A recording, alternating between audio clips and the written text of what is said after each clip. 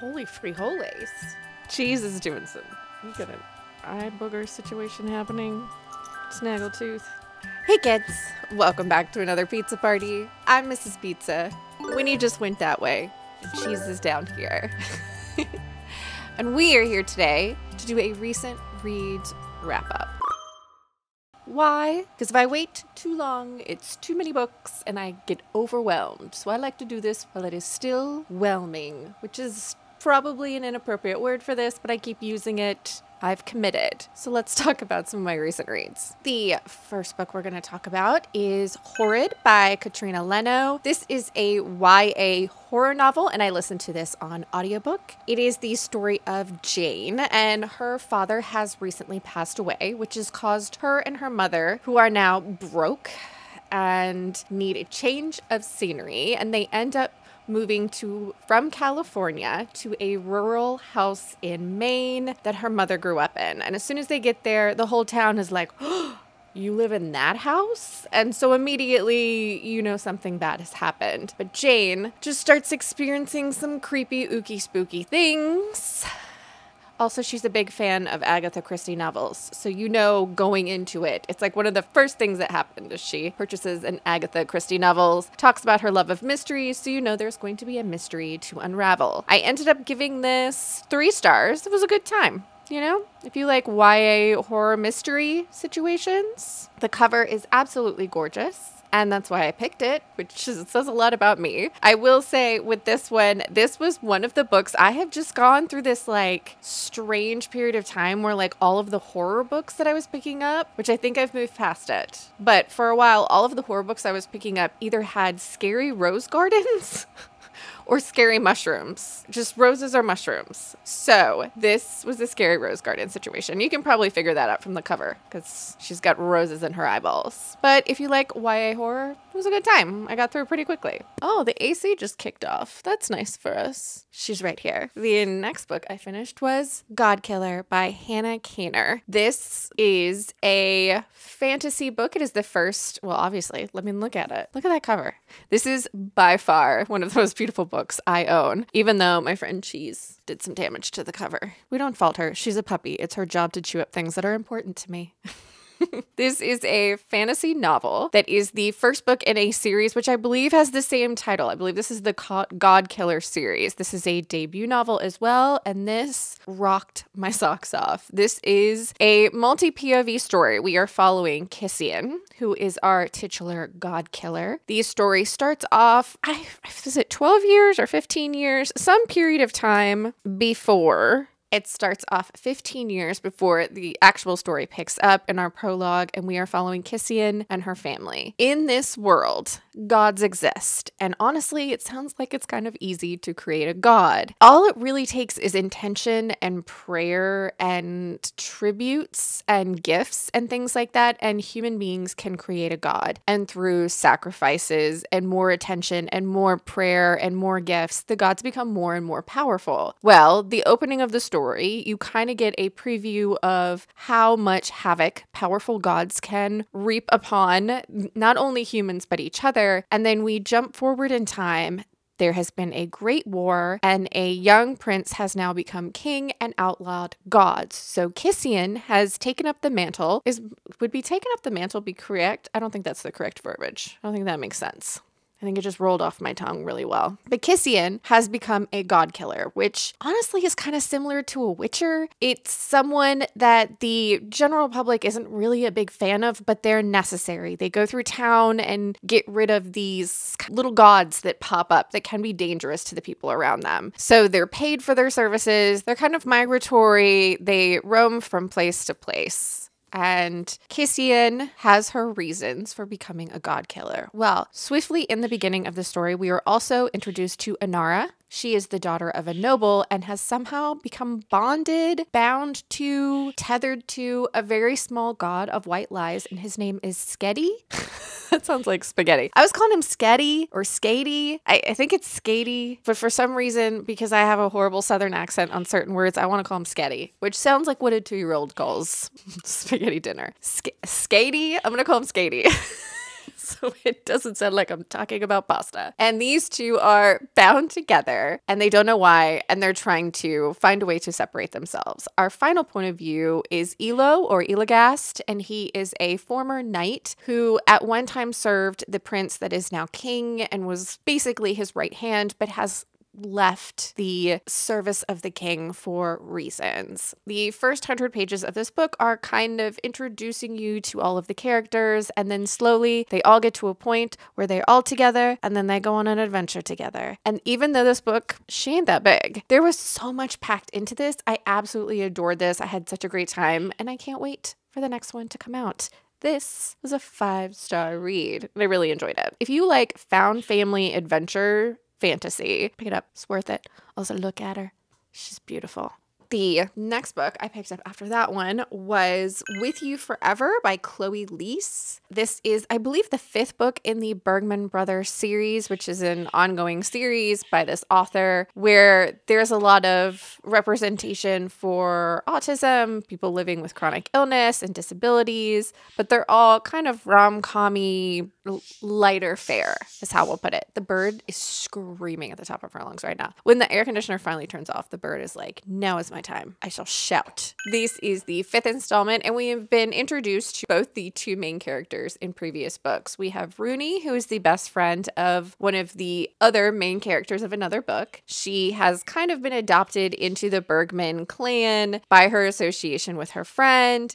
She is suffering from Crohn's disease, I believe, is what Rooney has, and nobody knows that she has. Well, Rooney knows, but she hasn't shared this with her best friend or any of the Bergmans. This is kind of a thing that she has kept secret for herself. And we also have Axel, and Axel is the brooding oldest brother of the Bergmans. He is an artist and tends to be the more silent type, and him and Rooney have had this tension in previous books. In this book, it opens with Rooney on her way to the Bergmans' secluded cabin where she is taking some time for herself and has gotten permission to go out there because it's supposed to be empty. When she arrives, Axel is there.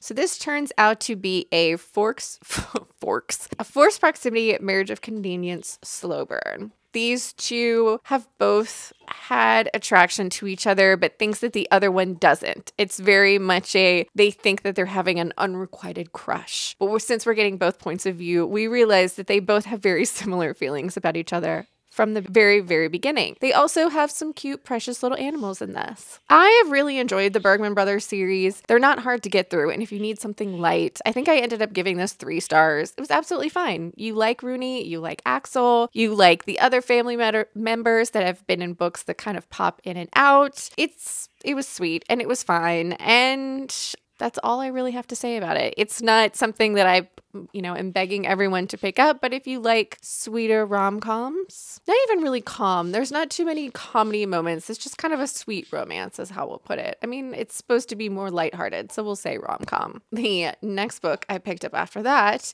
was The Wife of the Blacksmith. This is by Viola Gray. I honestly picked this up because I needed a little palette cleanser. I needed something super short, and this is crazy, crazy short on Kindle. It is available on Kindle Unlimited. It is a historical spicy times. There is really not that much plot to this. It's very short. This is the story of Grace, and she has a horrible husband, and he's awful. And she, just quick thinking, comes up with a solution for him to sell her in the town square, because this is something that used to happen historically. And the person that buys her in the square to be his wife is Gerald, I believe his name was. And he is the local blacksmith. He doesn't talk much, but he has been harboring feelings for Grace since he first saw her when she moved into town with this awful husband of hers. This is like 99% spicy times. It's so short and gets to the spicy bits fast. It is a palette cleanser. There's another book with this one as well. I think it's called like A Wife for the Lighthouse Keeper or something like that. Same deal. I've read that previously. Just short, spicy historical. If that's what you're looking for, ta-da. There it is. I think I ended up giving this like 2.5 stars. The plot is bare minimum. The next book I picked up after that, where's she at? I think she's up at the top. Hold on. Cheese. I'm sorry. I got to get up. We're just going to put cheese underneath my knees. Can you hold on? I'll show you. All right, the next book I picked up after that is The Cage of Dark Hours, and this is by Marina Lostetter. This is the second book in the 5 Penalties series, and I absolutely adored this. The first book, since I can't really give you too much about a second book in a series, I will tell you about the first book, which now I gotta go grab that one. I should have just done that when I was grabbing that one. The Helm of Midnight. This is the first book, and this is a multi-POV story where in this fantasy world, you are able to imbue objects with personality traits, is how I'm going to put it, with things about yourself, attributes about yourself that make you an individual or could help others in certain circumstances. The best example that I keep using is, let's say you are a professional tennis player. Upon your death, they could then take all of your skills as a professional tennis player and put it into a death mask. And then anyone that puts that mask on after your death would be really, really good at tennis while they're wearing the mask. There's other magical things happening. There are gods and religious cults and things like that. But the main thing you need to know is there are these masks that can make you good at tennis, good at math,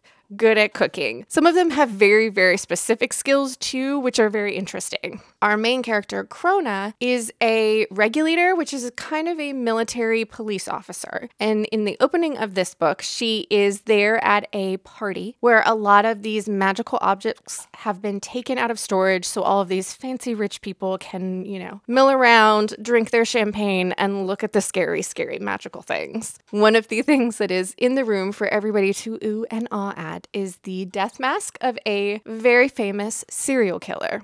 Well, at this party, all hell breaks loose when a group of thieves cause a commotion and steal the serial killer masks. And then it's not too long after that murders start occurring. So now we are trying to find out why the mask was stolen, who took the mask, is it related to the murders, who's doing the murders in a fantasy world. This was a lot of fun. This one, the one we were originally talking about, is obviously book 2. And so we are now dealing with the consequences of the conclusion of book 1. We have one of the same points of view happening, and that is Krona. She is reeling after the end of the first book. She is riddled with guilt and not dealing with it well when she is approached by a mysterious character that may or may not show up in our first book and told about something that is going to happen. She is told where it's going to happen. She is told when it's going to happen, and she is even told what is going to happen. But she isn't told who it's going to happen to. And Krona is warned to stay away, but Krona can't do that. So the first part of this book is working towards this event that you have been warned is going to happen. We also have the point of view of a young noble who has got his eyes set on a position of power. And our third point of view is a young child who is a member of a religious cult. This book was so good.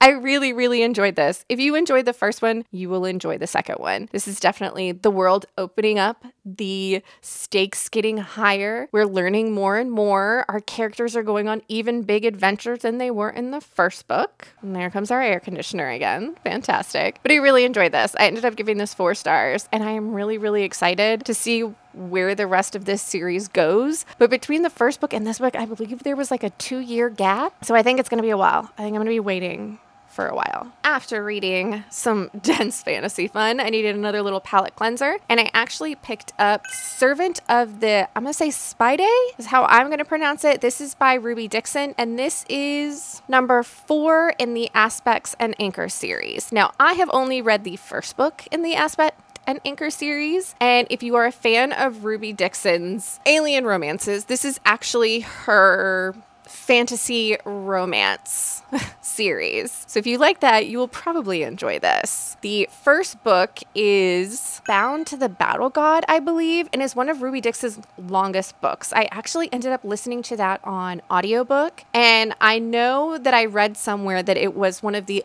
it took the longest for her to write. It was like something crazy, like over a 10-year period, she slowly wrote this book. You can almost tell when you're reading it. The start of the story is fine, but as the story gets on, it gets better and better and better. And by the end of the story, at the climax, I was just staring at a wall listening to it happen. Like, I couldn't function. I was too invested in our characters. But In that book, we are introduced to a character named Yelena, and at some point in the story, she is left behind at a tower kind of at the end of the world in the company of the three gods of fate. Now, these gods are very spider-like in appearance. They're basically like men that are influenced by spiders, is how I'll put that, because they are gods. One deals with the past, one deals with the present, and one deals with the future. And Yelena has signed on to be their anchor. Now, in this world, without going into all of it, because I really feel like you should kind of go into the first book a little bit blind. It's very well explained in the first book. In this world,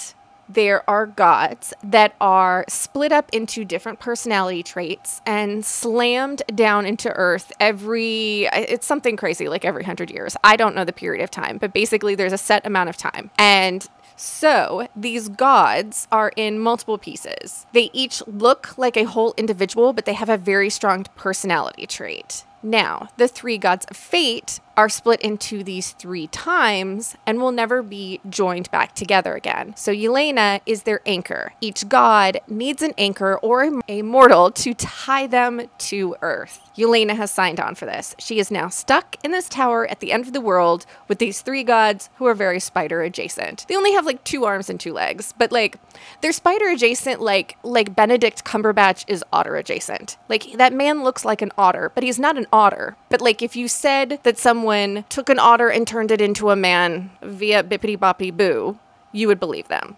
That is how these men are similar to spiders. Ruby Dixon books are spicy, and Yelena is stuck in this spider tower with 3 guys. So just know that going into it. Ruby Dixon loves a spicy good time. I enjoyed this. It was fine. I think I ended up giving it 3 stars. I didn't expect it to knock my socks off as much as Bound to the Battle God did. I really, really enjoyed that book. This was just kind of a whatever happened to Yelena, I'll tell you that side story kind of book. But I was excited to see what happened to her because we do kind of leave her in the tower in the first book. So now we got the backstory. What happened to Yelena? Now I know. She hung out with the spider guys. The next book I picked up after that was actually on audio, and that was Ink Blood Sister Scribe, and this is by Emma Torzs.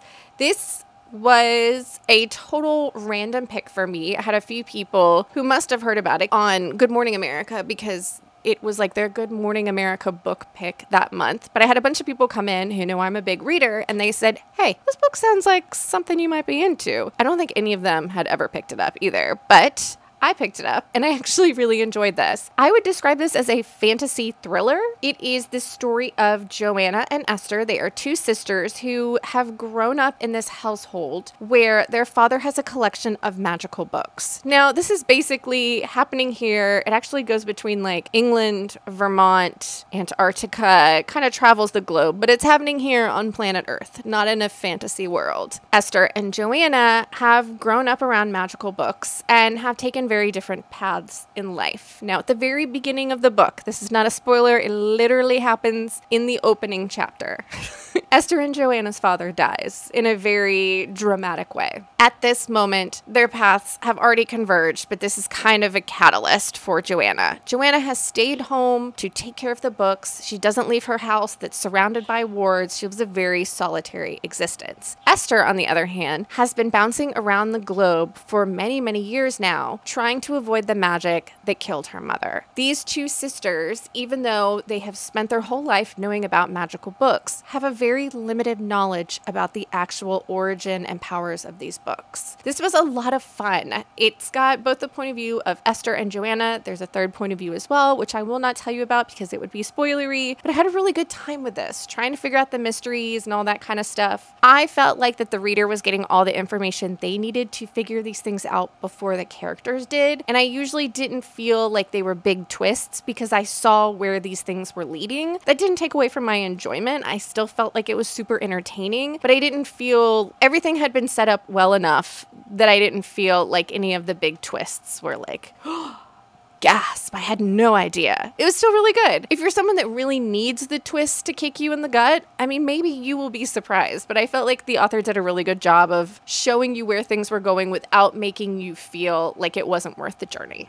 Winnie is now behind the camera, so if it moves, I apologize. But she's staring at me. Hi, you are beautiful and shiny. The last book we will talk about today, because 8 is a good number and that's where I like to stop, is Summer Reading, and this is by Jenn. Really? You're gonna move the camera right now. Summer Reading, and this is by Jenn McKinlay. I had never read anything from this author before. I 110% picked this up because I wanted something summery, rom-com-y to read outside, and that's what it looked like. This is the story of Samantha, or Sam, who is traveling back to the small beach island town that she grew up in to spend the summer taking care of her much younger brother. Her father is remarried and has a 14-year-old with his second wife. So Sam and her brother are about 14 years apart in age and don't have a very close relationship. So Sam is looking forward to this summer to kind of get to know her brother. On the ferry over to the boat, she has a meet cute situation with a young man we soon find out is Ben, and she knocks his book into the ocean, and they have a fun little banter back and forth before they separate and then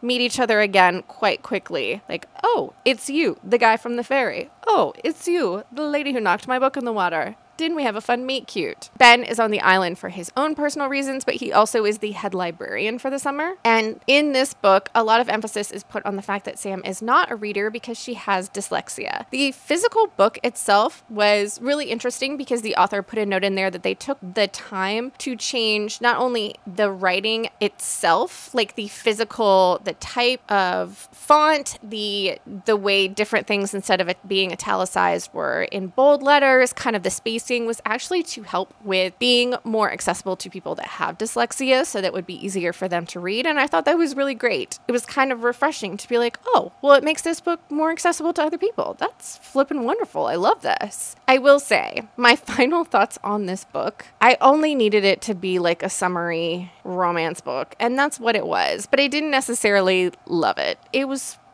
fine. I felt like this, and I still haven't gone back and looked to see if I'm telling the truth, but it felt like this book was written by an author who really loves the genre of romance books, but isn't necessarily a romance writer. The writing, you could just tell that this is not their genre of strength, is how I'll put it. And maybe that's just because the kind of romance I like isn't this kind of romance. This was a lot more of the other stories going on, the side stories, the other characters. If you could hear her grumbling, apparently she's upset that I'm moving around while she sleeps in the most awkward position ever. I ended up giving this like a 2.5.